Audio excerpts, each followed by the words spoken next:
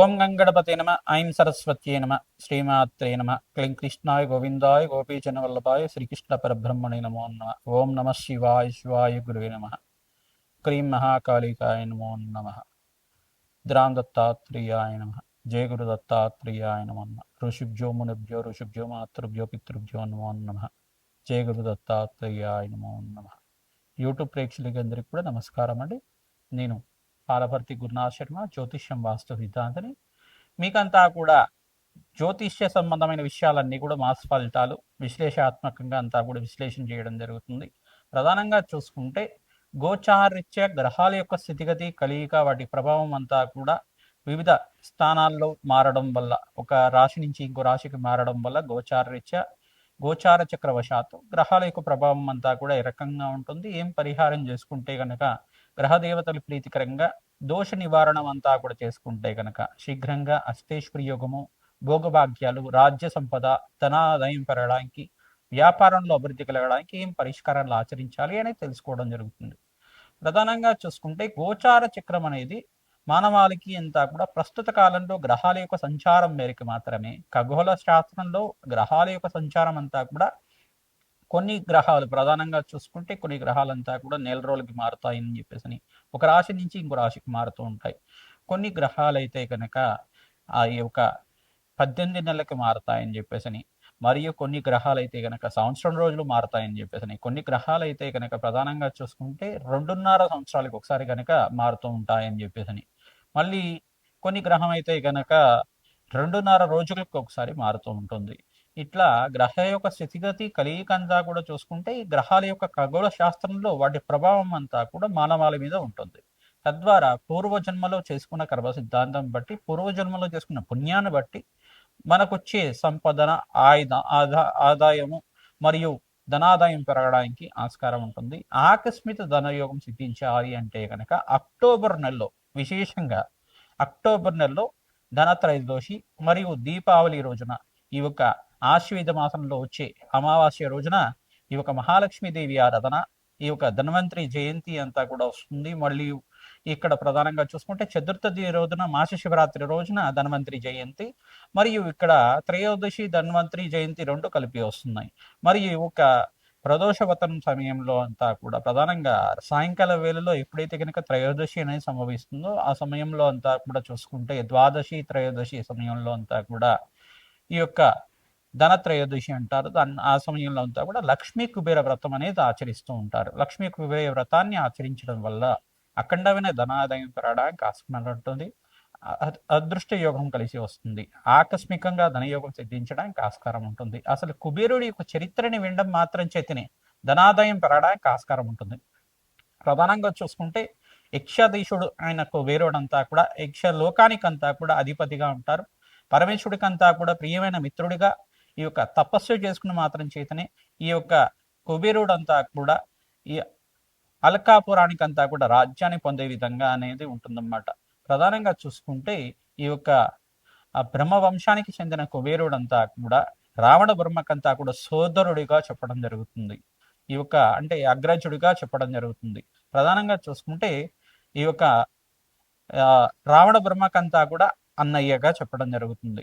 ప్రధానంగా బ్రహ్మవంశానికి చెందినవాడు కావున ఈ యొక్క కుబేరుడంతా కూడా పూర్వజన్మ ఇతిహాసంలో అంతా కూడా పరమేశ్వరుడికి ఈ యొక్క ఒక్క రాత్రి పూట పూజ చేసిన మాత్రం చేతని తనంతా కూడా కుబేరత్వాన్ని పొందాడు. ప్రధానంగా చూసుకోవడం అనేది కుబేరుడు అని చెప్పేసి అంటే కనుక అనంతమైన ధనాదాయాన్ని ఇచ్చే దేవత, నవనీతులకంతా కూడా అధిష్టాన దేవతగా చెప్పడం జరుగుతుంది.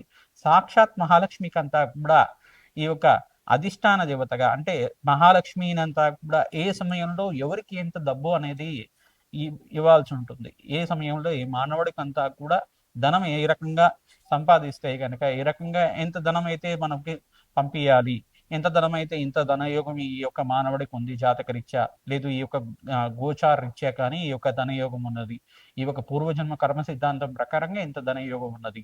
ఆ ధనయోగాన్నంతా కూడా ప్రసాదించేది కుబేరుడు అన్నమాట. సాక్షాత్ కుబేరుడు అంతా కూడా వెంకటేశ్వర స్వామి వారికి అంతా కూడా అప్పు ఇచ్చాడని చెప్పేసి మనకి ఈ యొక్క స్కంద పురాణంలో అంతా కూడా చెప్పడం జరుగుతుంది. వెంకటేశ్వర చరిత్రలో అంతా కూడా చెప్పడం జరుగుతుంది. కుబేరత్వం అనేది ప్రధానంగా వచ్చుకుంటే లక్ష్మీ కుబేర యోగాన్నంతా కూడా ప్రధానంగా 5 గ్రహాలు యోగకరంగా ఉండాలి. దీనికంతా కూడా లక్ష్మీ కుబేర యోగం సిద్ధించాలి అంటే కనుక శుక్రుడు జాతకంలో యోగకరంగా ఉండాలి. మహాలక్ష్మి అనుగ్రహం అంతా కూడా మెండుగా లభిస్తూ ఉంటుంది. ప్రధానంగా చూసుకుంటే శుక్రుడు, చంద్ర భగవానుడు, బృహస్పతి మరియు ఇక్కడ శనీశ్వరుడు, ఈ యొక్క గ్రహాలంతా కూడా అత్యంత యోగకరంగా ఉంటాయి కనుక రాజయోగం సిద్ధిస్తుంది. ప్రధానంగా ద్వితీయ స్థానము, పంచమ స్థానము, అష్టమ స్థానము, ప్రధానంగా చూసుకుంటే దశము, నవమము, ఏకాదశ స్థానాలంతా కూడా అదృష్ట యోగాన్ని, అష్టైశ్వర్య యోగాన్ని, రాజయోగాన్ని, భోగభాగ్యమైన జీవితాన్ని ఇచ్చే స్థానాలుగా చెప్పడం జరుగుతుంది. ఈ యొక్క స్థానాలంతా కూడా చూసుకోవడం వంశాభివృద్ధికి కారణమైన స్థానాలంతా కూడా ఇది విపరీత రాజ్యయోగాన్ని ఇచ్చే స్థానంగా చెప్పబడుతుంది. భోగభాగ్యమైన జీవితం, రాజ్య సంపదలు, అదృష్ట యోగము, ఐశ్వర్య యోగం సిద్ధించడానికి ఈ స్థానాలు కనుక మంచి గ్రహాలు ఉచ్చ స్థానాల నుండి శుభవీక్షణగా ఉంటాయి కనుక పాపగ్రహాలతో రాహుకేతుతో పాటు కలవకుండా ఈ యొక్క జాతకరీత్యా మీకంతా కూడా శుభయోగాన్ని ఇచ్చే విధంగా ఉంటే కనుక శుభవీక్షణ, శుభగ్రహాల యొక్క శుభస్థానంలో శుభవీక్షణ ఉంటే కనుక మీకు రాజ్యయోగం సిద్ధించడానికి ఆస్కారం ఉంటుంది. మేషాది ద్వాదశ రాశుల వాళ్ళకి ధనత్రయోదశి రోజున ఎటువంటి ఫలితాలు వస్తాయి? మీనరాశి జాతకులకి అక్టోబర్ నెల మాస ఫలితాల్లో భాగంగా అక్టోబర్ 18, 19, 20 తారీఖులో ఎటువంటి పరిష్కారాలు ఆచరించాలి? ప్రధానంగా చూసుకుంటే ఇక్కడ ధనత్రయోదశి మరియు ఇక్కడ ప్రదోష వ్రతం అంతా కూడా వస్తుంది. మరియు ధన్వంతరి జయంతి, మాస శివరాత్రి సంభవిస్తుంది. అమావాస్య రోజున, ఆశ్వేద మాస అమావాస్య రోజున మహాలక్ష్మీదేవికి ప్రీతికరంగా దీపావళి రోజున మీరంతా కూడా విశేషంగా షట్కాల పూజని ఆచరించాలి. ఈ యొక్క 6 కాలాల్లో మహాలక్ష్మీదేవిని ఎవరైతే పూజ చేసుకుంటూ ఉంటారో అదృశ్యయోగం సిద్ధించడానికి ఆస్కారం ఉంటుంది. ఈ యొక్క మహాలక్ష్మీదేవి ప్రీతికరంగా మీరంతా కూడా యజ్ఞాతికృతులు ఆచరించాలి. ప్రధానంగా మీనరాశి జాతకులంతా కూడా నీచ స్థానంలో అంతా కూడా ఈ యొక్క శుక్రుడు సంచారం జరుగుతుంది. సప్తమ స్థానంలో అంతా కూడా, మరియు ఇక్కడ చూసుకుంటే అష్టమ స్థానంలో అంతా కూడా సూర్య భగవానుడు నీచ స్థానంలో సంచారం జరుగుతుంది. అష్టమ స్థానంలో బుధ భగవానుడు బుధాదిత్య యోగంలో ఉన్నాడు. ప్రధానంగా చూసుకుంటే అష్టమ స్థానంలో అంగారకుడు అంతా కూడా స్థానంలో ఉన్నాడు.